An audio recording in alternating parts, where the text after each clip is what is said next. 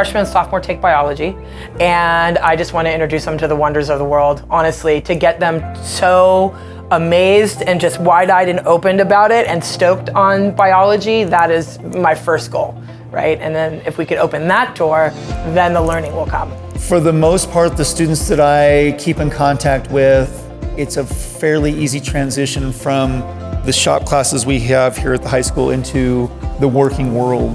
Most, if not all, of the tools and the machinery that we have are exactly the same or very much the same of what they run into outside of high school.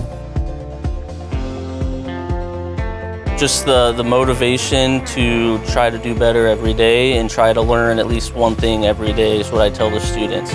What can you learn today, and then what have you learned in the past that you can apply today and re-emphasize with another project, apply it to another situation.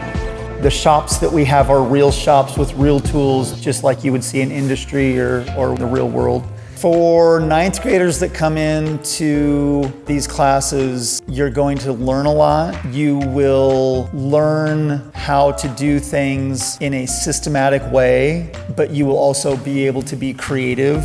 I love my students, 100%. I look after their emotional well-being just as much as I do preparing them for their careers and where they'll go in the future. I absolutely want the best for them, and part of that is getting them super stoked on science and getting them super stoked on the careers they could lead to, but also being in a solid, good place to be able to feel that and to be excited. You have to have your needs met, and definitely a big part of what we do here as well.